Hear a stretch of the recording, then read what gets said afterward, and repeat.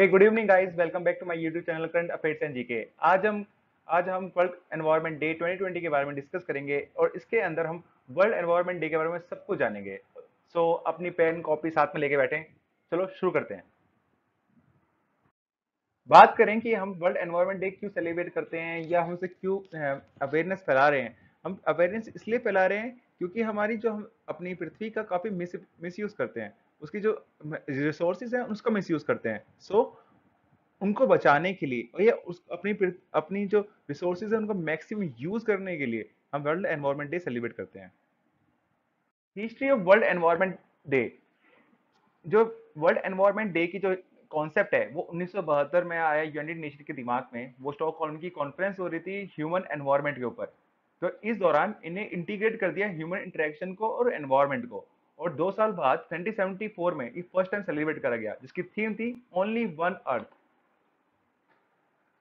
अब world environment day celebrate तो करा जा रहा था सिंस 1974, मगर 1987 में क्या हुआ कि एक आइडिया आया यूनाइटेड नेशन के दिमाग में कि इसे इसका जो सेंटर है उसे रोटेट करते रहते हैं ग्लोबली, जिसे हर साल नए कंट्री के अंदर सेलिब्रेट करा जाएगा। तो इस साल की इसकी थीम है celebrating biodiversity, it's time for nature. और इस साल को होस्ट करा जा रहा है वो कोलंबिया में, और कोलंबिया के साथ साथ जर्मनी के पार्टनरशिप मिलकर।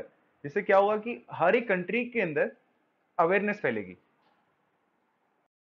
बात करते हैं कोलंबिया के बारे में। जो कोलंबिया है इसके अंदर पूरी दुनिया का 10% प्लेनेट बायोडाइवर्सिटी है। ये अमेजोन रेन फॉरेस्ट के अंदर आता है। इसमें कोलंबिया हमारा पूरी दुनिया में नंबर 1 है बर्ड्स के और ऑर्चिड स्पीसीज के अंदर।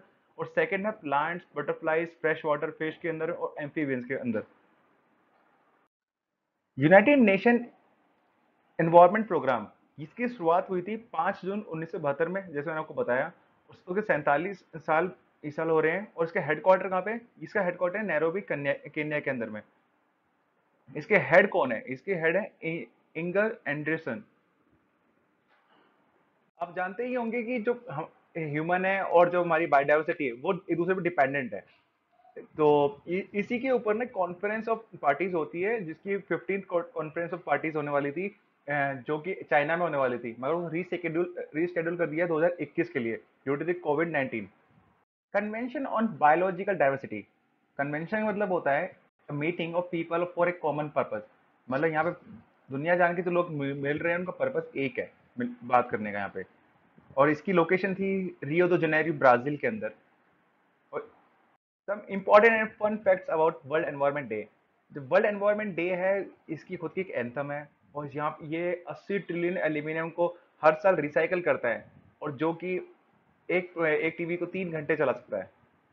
वर्ल्ड एनवायरनमेंट डे के अंदर ना 100 कंट्रीज इन्वॉल्व हैं, और इसकी कोई एक खुद का वो एक तरीका नहीं है जो सेलिब्रेट करने का। हर एक कंट्री अपने तरीके से, यानी कि परेड करके, एनवायरमेंटल प्रोग्राम बना के, स्ट्रीट रैलीज करके, कॉन्सर्ट्स करके कैसे भी सेलिब्रेट कर सकता है।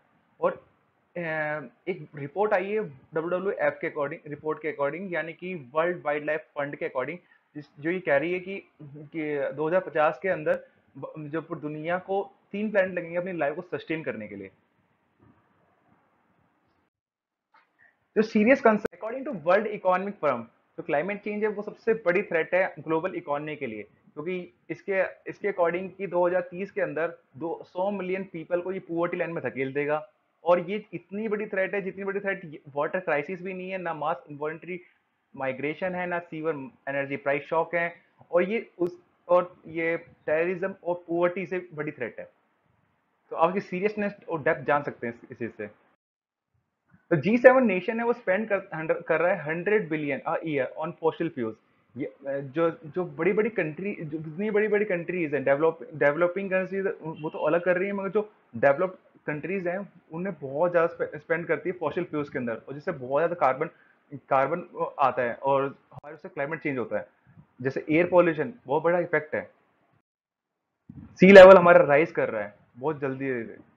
तो क्लाइमेट चेंज है ना, वो लिंक करा जाता है रिफ्यूजी क्राइसिस के अंदर, जो कि world United nation high commissioner के अकॉर्डिंग ना 21.5 मिलियन पीपल हर साल 2008 से अपनी जगह छोड़ के दूसरी जगह जाती हैं। तो ये सबसे बड़ी थ्रेट है पूरी दुनिया के लिए, क्लाइमेट चेंज। हमारे जो ओशियंस हैं और जो हमारी नदियां हैं वो भी बहुत ज्यादा एसिडिक हो चुकी हैं फिलहाल। ये जितना हम इंडस्ट्रियल रेवोल्यूशन है, जितना हमारी इंडस्ट्री बन रही है, तो उनके अंदर से गंदा पानी और कैसा अलग अलग पानी, और कैसे हमारी जो पेड़ लगाने की क्षमता है वो भी काफी घट चुकी है, और हम बहुत ज्यादा गंदगी फैला रहे हैं, जिससे हमारी जो वाइल्ड लाइफ लाइफ है वो बहुत ज्यादा अफेक्ट करती है। क्लाइमेट चेंज इससे भी देख सकते हैं कि हर साल कहीं ना कहीं बाढ़ आ रही है, कहीं किसी हमारे, और हम अपने देश के बारे में बात करें तो कहीं ना किसी देश, कहाँ कोई से राज्य में बाढ़ आ रही है, किसी कहीं पे कुछ आ रहा है, तो ये सब क्लाइमेट चेंज है। तो सबसे बड़ी थ्रेट है हमारे देश के लिए और पूरी दुनिया के लिए क्लाइमेट चेंज। जो प्लास्टिक है ना, बहुत बड़ी प्रॉब्लम है, वो ना हमारे एनवायरनमेंट को बहुत डिग्रेडेड करता है। एक तो वो ना आसानी से बायोडिग्रेडेबल होता है, और वो कहीं भी फंस जाता है, तो उससे हमारी जो जितने हमारे सीवर होते हैं वो ब्लॉक हो जाते हैं, और जो अगर वो पानी में चला गया, समुद्र में चला गया, तो हमारी जो एक्वाटिक लाइफ वाली जितनी हमारी फिशेस एंड डॉल्फिन एंड जो जितने भी है, वो सब उन्हें खाती है और उनके पेट में फंस जाता है, और उनकी मृत्यु हो जाती है। तो ना यार, हमें ना अपने आने वाली जनरेशन के लिए एक अच्छा और साफ सुथरा वातावरण तैयार करना चाहिए, और लोगों को एक अच्छी लाइफ देने के लिए, एक हेल्थी लाइफ के लिए एक हेल्थी एनवायरनमेंट जरूरी है। तो उसी तरह हमारा और पृथ्वी का एक साथ एक डिपेंडेंट नाता है, तो एक साथ हमें ग्रो करना पड़ेगा। Thank you.